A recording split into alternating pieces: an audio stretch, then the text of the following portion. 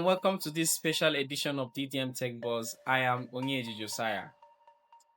This week, three big stories from the world of artificial intelligence have caught everyone's attention. All three center on AI agents, smart systems that can act on their own. These stories show both the exciting side and the risky side of the fast-moving technology. Here are the headlines. AI agent wipes out company's database in just 9 seconds. First up is a worrying incident that happened to PocketOS, a software company that helps car rental businesses manage bookings and customer records. The team was using Cursor, an AI-powered coding tool running on Anthropic's powerful Claude Opus 4.6 model, while working on a small task in the test environment. The AI agent ran into a simple problem with login details.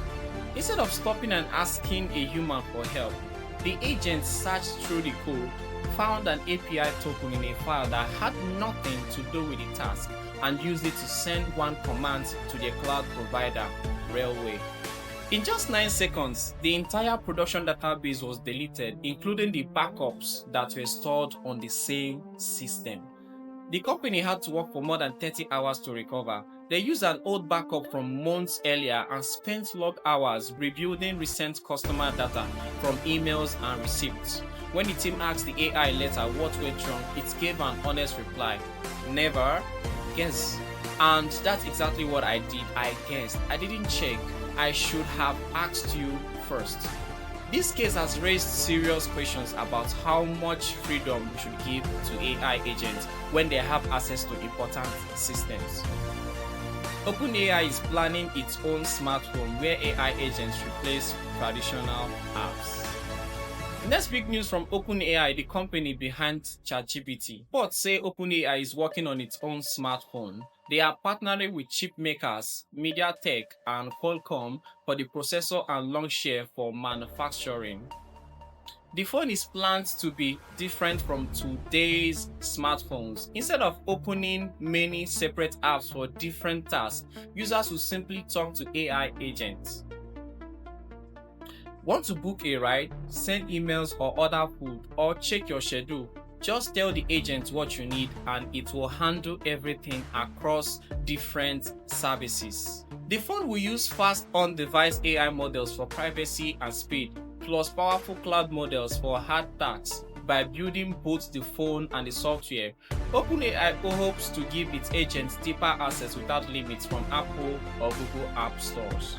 Details are expected to be finalized by late 2026 or early 2027, with mass production possibly starting in 2028. This idea matches what Nothing CEO Carper recently said, that apps will eventually go away as AI agents take their place. Replit CEO says it's pretty dumb to study computer science just for money. And finally, strong word from Amjad Masad, the CEO of Replit, a popular platform for building software with AI help. In a recent podcast, Masad told students, if you don't feel like you are drawn to it like a fly drawn to a light, then don't go into it because someone told you you are going to make a boatload of money working for Google. It's pretty dumb to tell people to go into computer science if they are not intrinsically interested in it.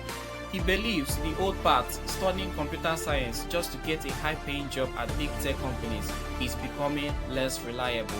Why? Because AI agents and tools like Replit, Cursor and others are quickly changing how software is written. Many routine coding tasks can now be done by AI. Masad says basic knowledge of data structure, algorithms, and systems will still be important, especially for people who are truly passionate about building and working on advanced AI. But the days of easy money with a simple coding job may be ending.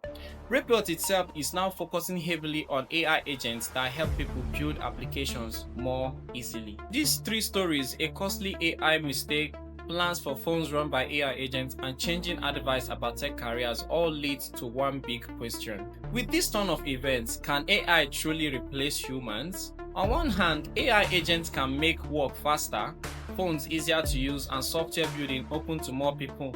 On the other hand, they can still make dangerous guesses, lack real judgments, and are changing which skills humans will need most in the future. Many experts believe we will always need humans for safety, creativity, and final decisions, especially when the risks are high. Listeners, what do you think? Would you use a phone where AI agents replace all your apps, or should young people still study computer science today? And after seeing what happened to PocketOS, are we giving AI too much power too soon? Share your thoughts in the comments. We want to hear from you, students, developers, and regular tech users. And that brings us to the end of this special segment. Stay informed, stay cautious, and keep thinking about the future. I am Onyeji Josiah, and thank you for listening to DDM Tech Buzz. More stories coming up soon.